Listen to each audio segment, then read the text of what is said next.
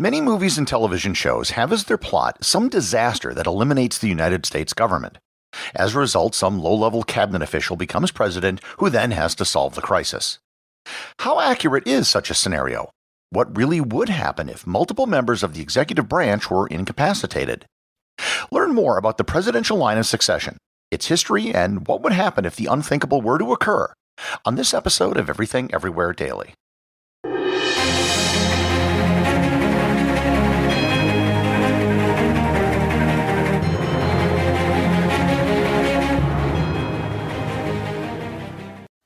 This episode is sponsored by Whose Amazing Life.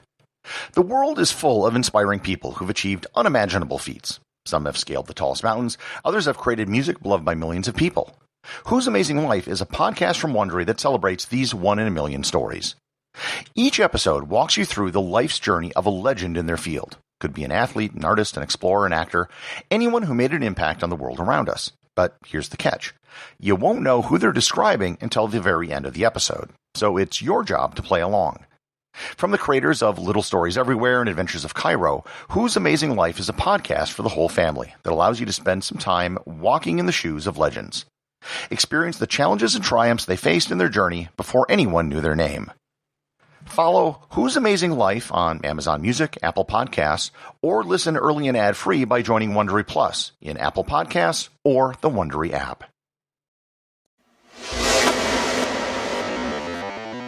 Most of what I'm going to talk about in this episode is entirely theoretical. I can't think of any real-world examples where an entire country had its leadership eliminated in one fell swoop. That being said, it is a problem that has to be considered, because if something horrible did happen and there wasn't a contingency plan in place, it could completely destroy a political system. And with that being said, the issue of succession of a national leader is really only an issue in presidential systems. In a parliamentary system, replacing a leader can be done pretty easily. All it takes is the majority party or coalition to take a vote, and you have a new prime minister. There are some issues regarding the short-term incapacitation of a prime minister. For example, when former UK Prime Minister Boris Johnson was in intensive care for COVID, there was a question of who would act as prime minister. There's no equivalent of a vice president in most parliamentary systems. In the recent case in the UK, the Prime Minister just appointed someone else to take his place in cabinet meetings. Because it's so easy to replace a Prime Minister, these problems are only short-term problems. You'd only need to worry about who would be in charge for a few hours until a new vote could take place. In a presidential system, it's a completely different game. Presidents are elected by a vote on a set timetable. You can't just organize a snap election that wasn't scheduled.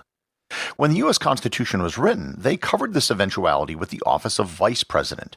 And I previously did an entire episode about the office of the Vice Presidency. For all practical purposes, the Vice President covers the issue of presidential succession. There have been 9 times in U.S. history where a president either died in office or resigned. In all 9 cases, the Vice President became the President, and that was that. Here is the exact text in the original Constitution regarding presidential succession.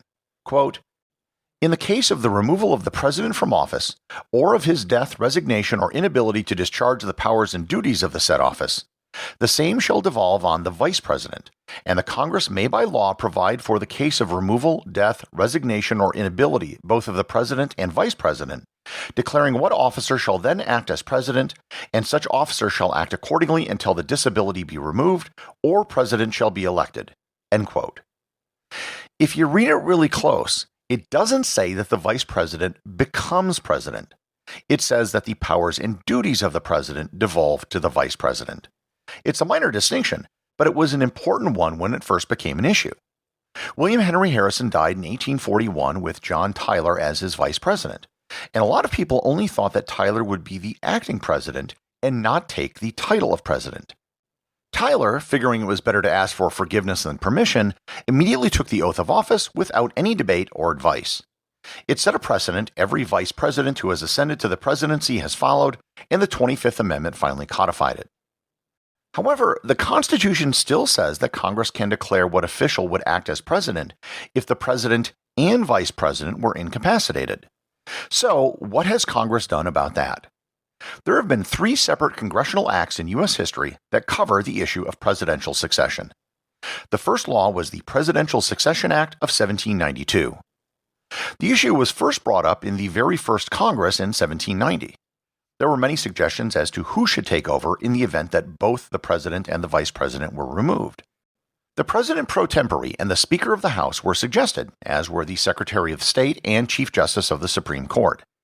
The political landscape at the time influenced the debate. Thomas Jefferson was the then Secretary of State, so Federalists didn't want the Secretary of State to assume the position.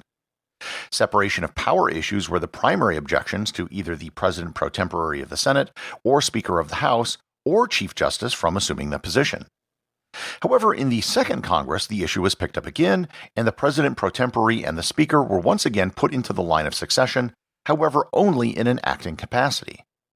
There was also a stipulation that a new election would be held to elect a new president. At the time, presidential electors were not elected by popular vote, so an election could be conducted much quicker than it probably could today. According to statute, the election would be held the next November whenever the vacancies occurred. The newly elected president would then serve a full 4-year term, which would have totally reset the current 4-year presidential cycle. Such an election never took place, but because there was no constitutional mechanism to replace a vice president, the vice presidency was vacant every time a president died. In each of those cases, a special election would have been called had the new president died. When James Garfield was assassinated in 1881, there was a big problem. At the time of his death, the offices of President pro tempore and the Speaker of the House were both vacant. If something happened to the new president, Chester Arthur, nothing in the current legislation would cover this eventuality. In 1884, Grover Cleveland was elected president, and in 1885, his vice president, Thomas Hendricks, died in office after just 8 months. There was clearly a need to expand the succession list beyond the 2 leaders in Congress. The Presidential Succession Act of 1886 removed any members of the legislative branch and replaced them with members of the cabinet in the order in which the cabinet departments were created. The order after the vice president was now the Secretary of State, Secretary of the Treasury, Secretary of War, Attorney General, Postmaster General, Secretary of the Navy, and then the Secretary of the Interior. Furthermore, cabinet members could only ascend to the presidency if they were eligible to be president, which means they needed to meet the age and citizenship requirements. This wasn't the end of changes to the presidential line of succession.